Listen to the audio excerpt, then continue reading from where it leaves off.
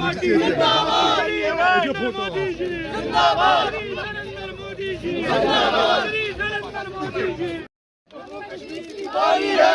पे बाजी मारी है, जम्मू कश्मीर की बारी है। तीन पे बाजी मारी है, जम्मू कश्मीर की बारी है। ये तीन की जंग की है, जो भी सभी बाकी है। ये तीन की जंग की है, ये तीन की जंग की है।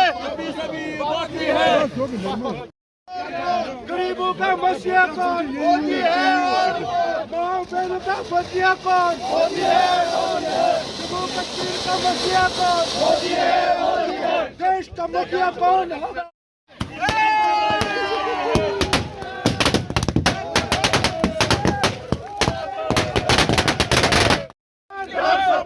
अब के बार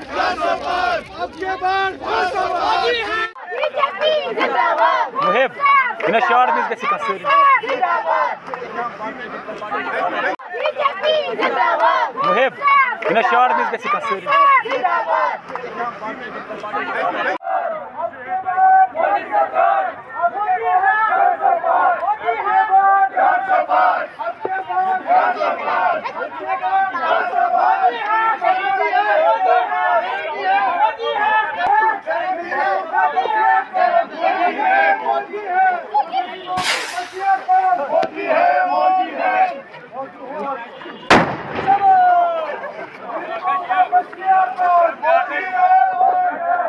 भारतीय जनता पार्टी जिंदाबाद, भारतीय जनता पार्टी जिंदाबाद, भारतीय जनता पार्टी।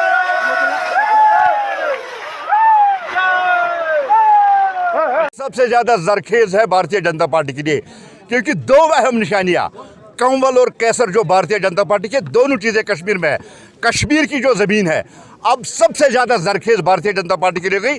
यही वजह है कि वो पार्टियां जिन्होंने 70 साल तक यहाँ लोगों को धोखा दे दिया, अब रात में ही नहीं दिन में भी अब उन्हें सपने देखने की आदत है। ये अलग बात है कि सपनों पे टैक्स नहीं लगता है, लेकिन कल की जीत के बाद जिस तरह से कल हैट्रिक मारी है और अगली हैट्रिक हम 2024 में मारने वाले हैं। नरेंद्र मोदी जी 400 पार करके फिर एक बार देश का वजीर बना।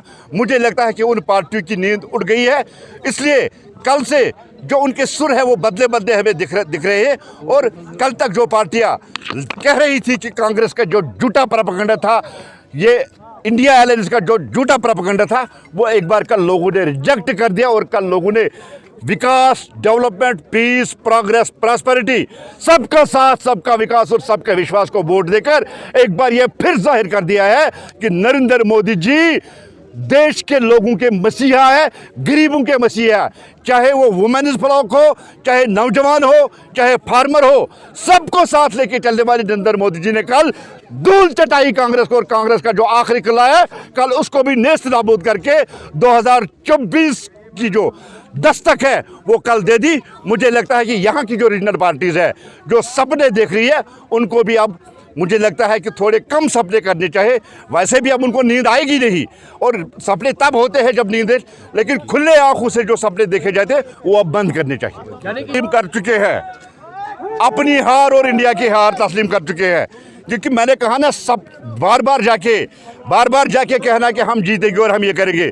मैंने कहा ना, ख्वाबों में कोई टैक्स नहीं लगता है, खुली छूट है, जितना मर्जी हो देखे। लेकिन अलग बात है, दिन के सपने कभी सच नहीं होती है।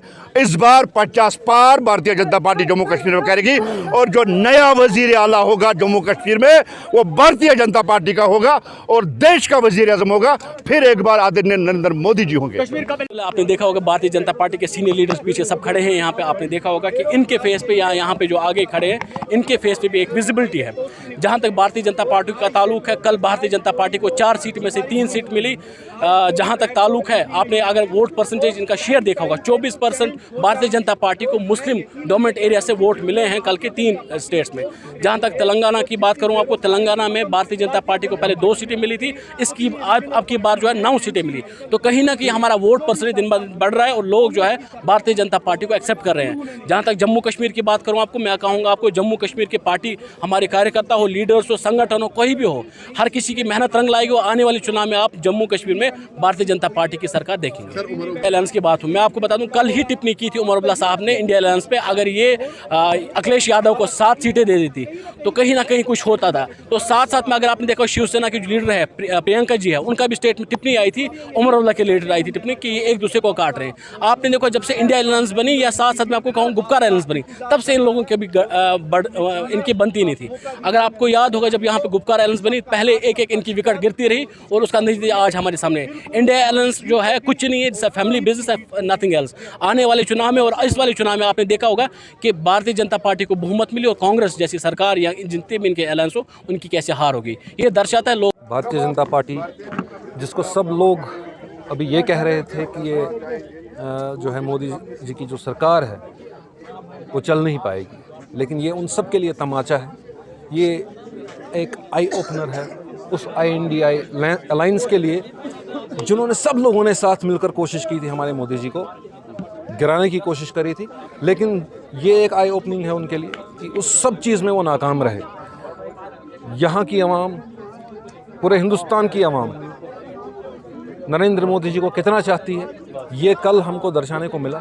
4 स्टेटों का इलेक्शन था, 3 पे हमने जीत हासिल की है और चौथी भी हम मानते हैं कि हमने हारी नहीं है, क्योंकि हम लोगों ने 2 सीट से लेके 9 सीट तक का जो है उसका टारगेट पूरा किया है। तो कहीं ना कहीं हमारे लिए जश्न का ही माहौल है। और सबसे बड़ी बात, जो एक कम्युनल चार्जेस लगाते हैं भारतीय जनता पार्टी के ऊपर, उनके लिए एक तमाचा है, क्योंकि जो वोट भारतीय जनता पार्टी ने हासिल किए हैं उसमें मोस्टली जो वोट्स आए हैं मुस्लिम डोमिनेंट एरिया से आए हैं। सबसे बड़ा तो पूरी तरह ग्राउंड जीरो पे तैयार है। बस we are waiting for the call from the election commission of India. जिस दिन election commission of India call देगा, we are 100% ready on ground. हमारी कार्यकर्ता, हमारे जितने भी डिस्ट्रिक्ट पे या स्टेट लेवल पे जितने भी लीडर्स हैं वो सब तैयार है। इलेक्शन का मैंडेट है और कल आपने देखा कि लोगों ने अपने मैंडेट दिखा दिया कि किस तरह लोगों ने भारतीय जनता पार्टी को वोट दिया, किस तरह उन्होंने नरेंद्र मोदी को वोट दिया। और मुझे नहीं लगता कि अब कोई दोराहा बचा है कि वाकई में हिंदुस्तान के जो लोग हैं, भारत के जो लोग हैं, वो क्या चाहते हैं।